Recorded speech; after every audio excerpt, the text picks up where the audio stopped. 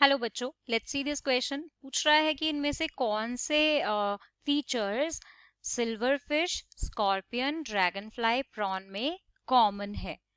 तो की कॉन्सेप्ट की बात कर लेते हैं पहले। तो यहाँ पर की कॉन्सेप्ट लगेगा हमारा जो फाइलम है आर्थ्रोपोडा, उसकी प्रॉपर नॉलेज, राइट। अगर उसके कैरेक्टरिस्टिक फीचर्स पता हैं, उसके जो सब डिविजन्स हैं, लाइक जो उसके ऑर्डर हैं, उनके पूरे कैरेक्टरिस्टिक पता हैं, then we can solve this question easily. So यहाँ पर हमें फाइलम की नॉलेज होनी बहुत जरूरी है। So that will be the की कॉन्सेप्ट। तो बेटा देखो, ये जितने भी ऑर्गेनिज्म हैं, silver fish, scorpion, dragon fly, prawn, ये सभी बिलोंग करते हैं किसको? Phylum Arthropoda. ठीक है। अब हम सबको पता है कि ये फाइलम आर्थ्रोपोडा जो है वो लार्जेस्ट फाइलम है, राइट। 9 लाख स्पीशीज इसके अंदर आती हैं।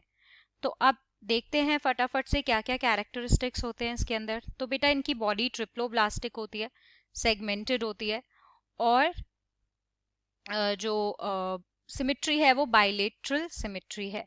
पर जो लेग्स के पैर होते हैं वो डिफरेंट डिफरेंट ऑर्डर्स में डिफरेंट डिफरेंट होते हैं। तो हो सकता है जो प्रॉन के लेग्स हैं उसके नंबर ड्रैगन फ्लाई के लेग से डिफर करें, राइट।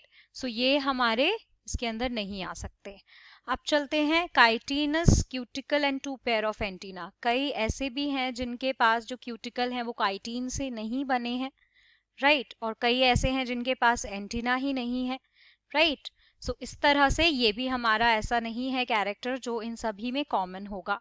बट यस, जब मैं बात करती हूँ आर्थ्रोपोडा की, तो जो इनका एक्सोस्केलेटन होता है बेटा, एक्सोस्केलेटन, तो वो बना होता है काइटिन से।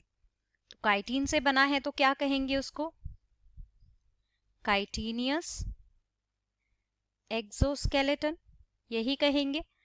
तो ये तो सब में कॉमन होता है। इसके अलावा जब मैं बात करती हूँ कि चाहे जितने भी अपेंडेजेस हों, बट वो होंगे सभी के सभी जॉइंटेड, तो जॉइंटेड अपेंडेजेस भी सभी में ये कॉमन होता है, ठीक है।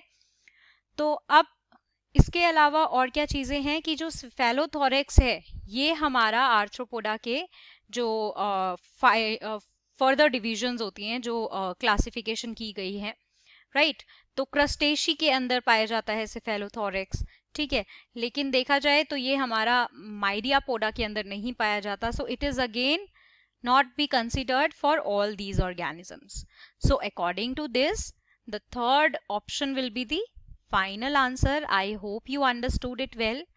Thank you. Best of luck.